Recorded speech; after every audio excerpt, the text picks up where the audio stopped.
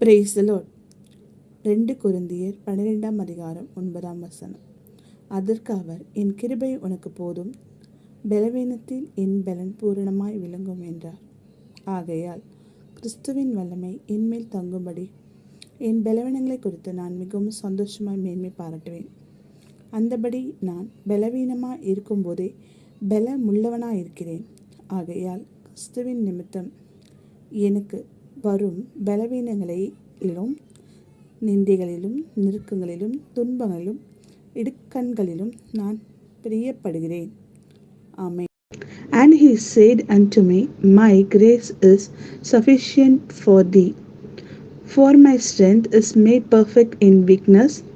Most gladly, therefore, will I rather glory in my infirmities, that the power of Christ may rest upon me.